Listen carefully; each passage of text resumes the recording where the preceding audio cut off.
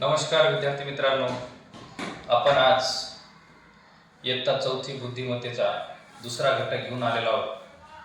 या आधीच्या व्हिडिओमध्ये आपण आकलन हा घटक पाहिला होता। आज आपण वर्गीकरण हा घटक पाहणार आहोत आणि वर्गीकरणासाठी ह्या आपल्या अभ्यासक्रमामध्ये 10% भारांश दिलेला आहे। वर्गीकरणामध्ये उपघटक आहे शब्दसंग्रह। मग हे शब्दसंग्रह हा घटक पाहण्यासाठी आपल्याला समानार्थी शब्द, विरुद्धार्थी शब्द, त्यानंतर जनरल नॉलेज म्हणजे सामान्य ज्ञान, मराठी महिन्यांची नावे, इंग्रजी महिन्यांची नावे, हे सगळं आपल्याला माहीत असणं गरजेचं आहे, बरोबर। मग त्यावर आधारित आपण हे प्रश्न सोडवणार आहोत, कारण शब्दसंग्रह या घटकामध्ये चौफेर आपल्याला ज्ञान पाहिजे। बघा, परीक्षेला कशा प्रकारचे प्रश्न विचारतात। गटात न बसणाऱ्या शब्दांच्या पर्याय क्रमांकाचे वर्तुळ रंगवा, बरोबर। आता बघा, पहिला प्रश्न आहे कान, नाक, हात आणि डोळे। यामध्ये गटात न बसणारा शब्द ऑड मॅन आउट, बरोबर। गटात न बसणारा शब्द कोणता आहे? कान, नाक, हात आणि डोळे। आता आपल्याला माहित आहे मनुष्याला 5 ज्ञानेंद्रिय आहेत, सेन्स ऑर्गन्स। मग त्यामध्ये कान आहे, नाक आहे, डोळे, जीभ आणि त्वचा, बरोबर। मग यामध्ये काय दिलेलं आहे? कान दिले, नाक दिले, डोळे दिले। मग हात हे काय नाही, ज्ञानेंद्रिय नाही, म्हणून हात हा वेगळा येईल, बरोबर। म्हणून याचं उत्तर काय येतं? हात। याचं उत्तर आहे हात। किती नंबरचं? 3 नंबरचा पर्याय हात। चला दुसरं बघा, दुसरा प्रश्न आहे झरा, तळे, ओढा आणि नदी। झरा, तळे, ओढा आणि नदी यामध्ये काय येतं तुम्हाला माहिती आहे? झरा, ओढा आणि नदी यामधील पाणी हे वाहतं, बरोबर। तळ्यातलं पाणी हे साचलेलं असतं, म्हणून तळे हा वेगळा, बरोबर। गटात न बसणारा शब्द कोणता आहे? मग तळे। चला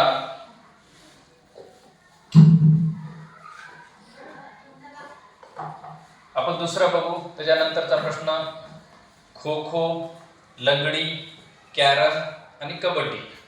मग यामध्ये वेगळं काय? वेगळा शब्द कोणता? खो खो, लंगडी आणि कबड्डी हे मैदानावर खेळले जाणारे खेळ आहेत, म्हणजे आउटडोर गेम्स आहेत। आणि कॅरम हा बैठे खेळ आहे, इनडोर गेम्स आहे, म्हणून कॅरम वेगळा। याचा उत्तर काय येतं? कॅरम। काय आहे याचं उत्तर? आहे कॅरम, बरोबर। यानंतर पुढचा आहे नंतर, आता, आज आणि यावर्षी। यामध्ये काय दिसायले बरं? नंतर, आता, आज आणि यावर्षी यामध्ये कुठेतरी काळाचा बोध होत आहे। कशाचा? काळाचा बोध होत आहे।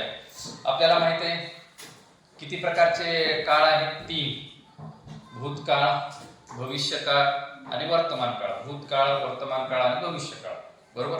मग हे काहीतरी वेळेचा बोध व्हायला। बघा इथं बघा, नंतर म्हणजे पुढे भविष्यामध्ये कधीतरी नंतर, आता, आज आणि यावर्षी हे जे 3 शब्द आहेत हे म्हणजे कशामध्ये वापरतो आपण? वर्तमान काळामध्ये वापरतो। मग नंतर जे हा शब्द आहे तो कुठे आहे? भविष्य काळातला आहे, म्हणून याचं उत्तर काय येतं? नंतर।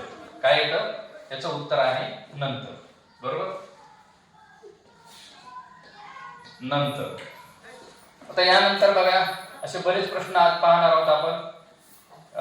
शब्दसंग्रह, वर्गीकरणामध्ये शब्दसंग्रह या उपघटकावर।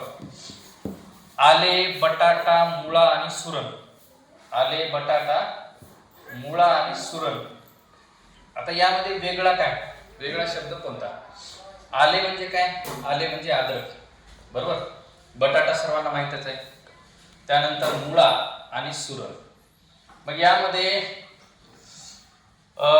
आले, बटाटा आणि सुरण हे जे आहे हे खोड वर्गामध्ये येतात आणि मुळा जे आहे ते मूळ वर्गामध्ये येते, बरोबर. म्हणून मुळा हे याचं उत्तर काय राहील, मुळा, बरोबर. आले, बटाटा आणि सुरण हे खोड आहे, जमिनीमध्ये येणारे हे काय खोड आहे. मुळा हा अन्न संचय करणारे मूळ आहे, म्हणून याचं उत्तर येतं मुळा. काय येतं, मुळा. हे आपल्याला आपण कशामध्ये, विज्ञानामध्ये शिकतो, बरोबर, विज्ञानामध्ये. मग त्यामुळे आपल्याला ते पण ज्ञान पाहिजे. यानंतर पुढे आहे, पुढचा प्रश्न आहे बघा, वर्षा, हेमंत, शिशिर आणि उन्हाळा. आता आपल्याला मुख्य ऋतू माहित आहे का, काय 6वा प्रश्न आपल्याला, वर्षा, हेमंत, शिशिर आणि उन्हाळा यामध्ये वेगळं काय आपल्याला माहित पाहिजे. मुख्य ऋतू 3 आहेत, उन्हाळा, पावसाळा, हिवाळा. पण भारतीय ऋतू जे आहेत आपण ती 6 आहेत. किती आहेत, 6. कोणते कोणते आहेत, वसंत, ग्रीष्म, वर्षा, शरद, हेमंत आणि शिशिर. हे असे आपले हे 6 ऋतू आहेत. मग यामध्ये वर्षा दिलंय, हेमंत दिलंय, शिशिर दिलंय, पण उन्हाळा मग काय आहे, वेगळं आहे. म्हणून याचं उत्तर काय येतं, उन्हाळा. काय येतं उत्तर याचं, उन्हाळा, बरोबर. मग आपण याचं उत्तर बघूया. याचं उत्तर आहे उन्हाळा. नंतर बघा, अंतराळ, आकाश, अवकाश आणि अंतरिक्ष. आता यामध्ये वेगळा कोणता, अंतराळ, अवकाश आणि अंतरिक्ष हे तिन्ही काय आहेत, हे समानार्थी शब्द आहेत. अंतराळाचेच.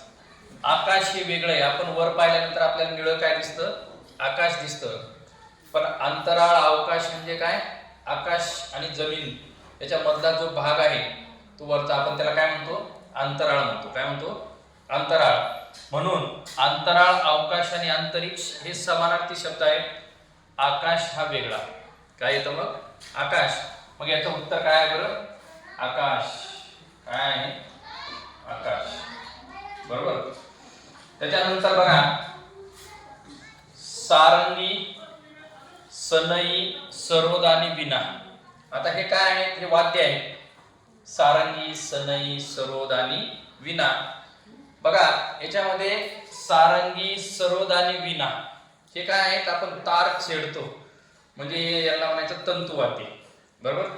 सनई ही तोंडाने वाजवतात, बरोबर, म्हणजे हे वायुवाद्य. मग सारंगी, सरोद आणि वीणा हे तंतुवाद्य आहे, सनई हे तंतुवाद्य नाही. म्हणून याचं उत्तर काय येतं, सनई. काय येतं याचं उत्तर, सनई येतं, बरोबर. बघा 8 नंबरचं उत्तर काय आपलं,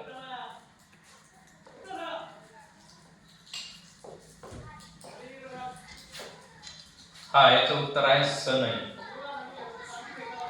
सनई, बरोबर. आता पुढे काय दिलंय, हत्ती, घोडा, हरिण आणि गरुड. आपल्याला काय साधं एकदम सोपं आहे. हत्ती, घोडा, हरिण आणि गरुड. यामध्ये हत्ती, घोडा आणि हरिण हे प्राणी आहेत, गरुड हा पक्षी आहे. गरुड काय आहे, पक्षी आहे, म्हणून याचं उत्तर येतं गरुड. काय येतं, गरुड, बरोबर. आता पुढे बघा, पुढचा प्रश्न, कारण असे आपण भरपूर असे प्रश्न घेणार आहोत. जेवढा सराव जास्त तेवढा आपल्याला काय येतं, अजून ज्ञान मिळतं, बरोबर. बघा, स्वातंत्र्य दिन, प्रजासत्ताक दिन, गुढीपाडवा आणि गांधी जयंती यामध्ये वेगळं काय. आता आपल्याला माहित आहे स्वातंत्र्य दिन, प्रजासत्ताक दिन आणि गांधी जयंती संपूर्ण भारतवर्षामध्ये म्हणजे संपूर्ण भारतभर आपण हे उत्सव साजरे करतो, त्यांना आपण राष्ट्रीय सण म्हणतो. पण गुढीपाडवा जो आहे, गुढीपाडवा हा आपला हिंदू धर्माचा सण आहे, धार्मिक आहे, म्हणून गुढीपाडवा हा वेगळा. काय तो गुढीपाडवा हा वेगळा, म्हणजे यामध्ये वेगळं काय, मग गुढीपाडवा, बरोबर, हा धार्मिक सण आहे. गुढीपाडवा, गुढीपाडवा, बरोबर. आता पुढे बघा, पुढे काय आहे, पागोटे, फेटा, धोतर आणि टोपी. फेटा, धोतर आणि टोपी आपल्याला माहित आहे.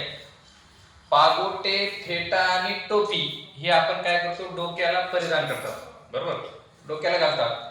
धोतर हे पायात घालतात, पायात घालायचं वस्त्र आहे. म्हणून यामध्ये वेगळा कुठला शब्द आहे मग, धोतर. काय येतो शब्द, धोतर. हा धोतर, हा याचं उत्तर काय येतं मग, धोतर, कारण हे पायात घालतात, बरोबर. यानंतर पुढं आहे बघा, बदाम, काजू, अक्रोड आणि डाळिंब. सोपा आहे एकदम, अगदी सोपा आहे, फक्त आपल्याला याचं ज्ञान पाहिजे. बदाम, काजू आणि अक्रोड हे आपण सुका मेवा म्हणतो, याला ड्राय फ्रुट्स म्हणतात. आणि डाळिंब हे एक फळ आहे. डाळिंब काय आहे, फळ आहे, म्हणून याचं उत्तर काय येतं, डाळिंब येतं, बरोबर.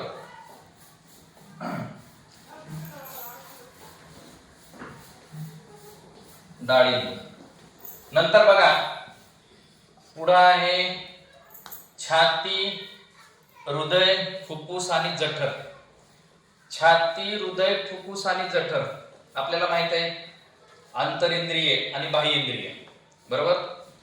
हृदय, फुफ्फुस आणि जठर हे शरीराच्या आतील इंद्रिय आहे, बरोबर. हे आपल्याला दिसत नाहीत, तर ते शरीराच्या आतील आहेत, पण त्यांना आंतरिंद्रिय म्हणतो, इंटरनल ऑर्गन्स, बरोबर. छाती हे काय आहे, काय बाह्य अवयव आहे, मग म्हणून छाती हा काय म्हणजे आंतरिंद्रियामध्ये येतो का, नाही, म्हणून छाती वेगळा. काय येतो याच्यामध्ये शब्द, काय कुठला ऑड मॅन आउट येतं, गटात न बसणारा. छाती हा गटात न बसणारा शब्द आहे, ओके. आता पुढे बघू आपण. आता यामध्ये सायकल आहे, टांगा आहे, मोटर आहे आणि बैलगाडी आहे. सायकल, टांगा, मोटर आणि बैलगाडी. आता यामध्ये जर तुम्ही विचार केला तर तुम्ही म्हणाल सायकल, टांगा, मोटर आणि बैलगाडी. मग टांग्याला घोडा असतो, बैलगाडीला बैल असतात, मोटरला पण चाक जास्त असतात, सायकलला 2च असतात. मग याच्यामध्ये हे कसं ठरवायचं, तर यामध्ये मुख्य फरक आपल्याला माहित आहे की सायकल, टांगा आणि बैलगाडी यांना इंधनाची गरज नाही, पेट्रोल डिझेलची गरज नाही, बरोबर. जी मोटर आहे त्या मोटरला काय लागतं, इंधन लागतं, पेट्रोल लागतं ना, पेट्रोल डिझेल. मग मोटरला इंधन लागतं, म्हणून मोटर ही वेगळी. याच्यामध्ये कोणता शब्द वेगळा आहे, मोटर, बरोबर. चला पुढे जाऊ आपण. आता यामध्ये काय दिलेलं आहे बघा, भाषा दिल्यात, भाषा. हिंदी, मराठी, मालवणी आणि पंजाबी. हिंदी, मराठी, मालवणी आणि पंजाबी. आता यामध्ये हिंदी, मराठी आणि पंजाबी ह्या प्रमाण भाषा आहेत, यांना लिपी आहे, यांना काय आहे, लिपी आहे. पण मालवणी जी भाषा आहे ती बोली भाषा आहे. ती काय आहे, बोली भाषा आहे. जसं आपल्या वेगवेगळ्या भागामध्ये वेगवेगळ्या भाषा बोलल्या जातात, बरोबर. जसं नंदुरबारमध्ये भिलोरी भाषा बोलतात, पावरा बोलतात, कोकणी बोलतात. गडचिरोलीकडे गेलं तर गोंडी भाषा बोलतात. अमरावतीमध्ये गेलं तर कोरकू बोलतात, कोरकू भाषा बोलतात. ह्या बोली भाषा आहेत. मग तसं हे कोकणामध्ये मालवणी ही भाषा बोलतात, सिंधुदुर्ग साईडला वगैरे, बरोबर. म्हणून मालवणी ही बोली भाषा आहे, ह्या दुसऱ्या प्रमाण भाषा आहेत आणि यांना लिपी आहे, याला लिपी नसते. म्हणून याचा गटात न बसणारा शब्द कोणता येतो मग, मालवणी. कोणता येतो, मालवणी, बरोबर. आता पुढे बघा, जल, उदक, मोद आणि तोय. इथं आपल्याला समानार्थी शब्द माहित पाहिजे. जल, उदक आणि तोय याच्यामध्ये काय आहे, जल, उदक आणि तोय हे समानार्थी शब्द आहेत. काय समानार्थी शब्द आहेत. मोद हा पाण्याचा समानार्थी शब्द नाही. जल, उदक, तोय हे पाण्याचे समानार्थी शब्द आहेत. मोद हा पाण्याचा समानार्थी शब्द नाही, म्हणून मोद वेगळा येतो. काय येतो, मोद वेगळा येतो. मोद म्हणजे काय? आनंद. बरोबर. चला पुढं बघा. आता इथं काय केलेलं आहे? हा, इथं रंग दिलेले आहे, म्हणजे आपल्याला इथं चौफेर ज्ञान पाहिजे. हा वर्गीकरण, हा घटक सोडवताना, शब्दसंग्रह सोडवताना म्हणजे नुसतं भाषेचंच नाही, तर आपल्याला भूगोलाचं पण ज्ञान पाहिजे, इतिहासाचं पण ज्ञान पाहिजे, सामान्य ज्ञान पाहिजे, सगळं ज्ञान पाहिजे, तेव्हा आपल्याला हे प्रश्न सुटतात. बघा, तांबडा, नारिंगी, जांभळा आणि तपकिरी. आता हे घटक, हे कलर, हे रंग पहा माहित असण्यासाठी आपल्याला, आपण आकाशामध्ये इंद्रधनुष्य बघतो, रेनबो. रेनबो मध्ये किती 7 कलर्स असतात? किती? 7 कलर्स. इंद्रधनुष्यामध्ये 7 रंग असतात. मग हे 7 रंग कोणते आहेत? बघा, ता, ना, पी, ही, नी, पा, जा. ता, ना, पी, ही, नी, पा, जा. आता बघा, हे इंद्रधनुष्यामध्ये क्रमाने येणारे 7 रंग आहेत. ता म्हणजे काय? तांबडा. ता म्हणजे काय? तांबडा. ना म्हणजे काय? नारिंगी. ना म्हणजे नारिंगी. पी म्हणजे पिवळा. त्याच्यानंतर ही म्हणजे हिरवा. त्याच्यानंतर नी म्हणजे निळा. पा म्हणजे पांढरा. आणि जा म्हणजे जांभळा. बरोबर. म्हणजे हा, हे जे आहे, हे 7 रंग कशामध्ये आहेत? इंद्रधनुष्यामध्ये. ता, ना, पी, ही, नी, पा, जा. ता, ना, पी, ही, नी, पा, जा. बरोबर. यामध्ये मग तांबडा आहे, नारंगी आहे, जांभळा आहे. मग इथे तपकिरी आहे का? नाही. म्हणून मग याचा गटामध्ये न बसणारा शब्द कोणता? मग कोणता रंग आहे? तपकिरी. इंद्रधनुष्यामधला रंग नाही. म्हणून ताना, पिहिनी, पाजा हे आपल्याला माहित पाहिजे, इंद्रधनुष्यामधले रंग. बरोबर. आता इंग्लिश मध्ये जर रेनबो मध्ये सांगितलं तर आपण त्याला विब्ग्योर म्हणतो. म्हणजेच काय? V, I, B, G, Y, O आणि आर. यालाच विब्ग्योर असं इंग्लिश मध्ये म्हणतो, आणि मराठीमध्ये आपण ताना, पिहिनी, पाजा म्हणतो. व्ही म्हणजे वायोलेट, आय म्हणजे इंडिगो, बी म्हणजे ब्ल्यू, जी म्हणजे ग्रीन, वाय म्हणजे येलो, ओ म्हणजे ऑरेंज आणि आर म्हणजे रेड. हे असं इंग्लिश मध्ये आपण त्याला विब्ग्योर शॉर्ट मध्ये म्हणतो, आणि मराठीमध्ये ताना, पिहिनी, पाजा असे म्हणतो. ओके. मग याचा काय येणार? तपकिरी. म्हणजे 17व्याचं उत्तर येतं तपकिरी. काय येतं? तपकिरी. बरोबर. आता पुढं बघा, पुस्तक, दैनिक, मासिक आणि वही. पुस्तक, दैनिक, मासिक आणि वही. पुस्तक आपल्याला माहित आहे, पुस्तकात काय करतो आपण? पुस्तकामधलं वाचन करतो. दैनिक म्हणजे दररोज छाप म्हणजे येणारे, त्याला दैनिक म्हणतो, म्हणजे वर्तमानपत्र वगैरे आहे. मासिक म्हणजे काय? महिन्याला प्रसिद्ध होणारे. दैनिक म्हणजे दररोज प्रसिद्ध होणारे, आणि मासिक म्हणजे महिन्याला प्रसिद्ध होणारे. हे काय? कॉमिक आहे. बरोबर. आणि वही म्हणजे पुस्तक, दैनिक आणि मासिक यामधला काहीतरी घटक आपण काय वाचन करत असतो, म्हणजे हे वाचनाचं साहित्य आहे. वही, वहीवर काय करतो आपण? लिहितो.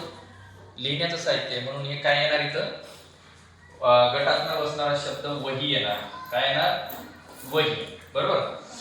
आता पुढं बघा, आता आला आपलं मराठी महिने. मराठी महिने आपल्याला माहित पाहिजे. हा, वैशाख, आषाढ, श्रावण आणि वसंत. आता यामध्ये वैशाख, आषाढ, श्रावण, वसंत आपल्याला ग्रेगरियन वर्षाचे महिने म्हणजे इंग्रजी महिने आणि मराठी महिने. भारतीय सौर वर्षाचे महिने किती आहेत? 12 आहेत. कुठले आहेत? चैत्र, वैशाख, ज्येष्ठ, आषाढ, श्रावण, भाद्रपद, आश्विन, कार्तिक, मार्गशीर्ष, पौष आणि माघ. हे असे 12 महिने आहेत। यामध्ये वैशाख, आषाढ आणि श्रावण हे महिन्यांचे नाव दिले। वसंत आपण पाहिलं होतं, ते ऋतूचं नाव आहे। कशाचं नाव आहे? ऋतूचं नाव आहे। म्हणून यामध्ये वेगळं काय येतं? वसंत। काय येतं? वसंत हे वेगळं येतं। हा वेगळा शब्द कुठला? वसंत। आता पुढे बघा, दिवस, वर्ष, दिनदर्शिका आणि महिना। हा दिवस, वर्ष, दिनदर्शिका आणि महिना, यामध्ये दिवस, वर्ष आणि महिना यामधून काळाचा बोध होतो। दिनदर्शिका म्हणजे आपण त्याला इंग्लिश मध्ये कॅलेंडर म्हणतो। यावर आपण काय बघतो? आपण तारीख वगैरे, वार तारीख बघत असतो। म्हणजे दिवस, वर्ष, महिना, दिनदर्शिकेमधून काळाचा बोध होत नाही, म्हणून याचं उत्तर येतं दिनदर्शिका। अशा प्रकारे काय आज आपण वर्गीकरणामध्ये शब्दसंग्रह हा उपगट घेतलेला आहे आणि अशा प्रकारचे प्रश्न हे परीक्षेला येत असतात। आज आपण 20 प्रश्न पाहिलेले आहेत। यासारखेच प्रश्न अजून यासारख्या प्रश्नांचा तुम्ही सराव करा। धन्यवाद। आपण पुढच्या व्हिडिओमध्ये भेटूया।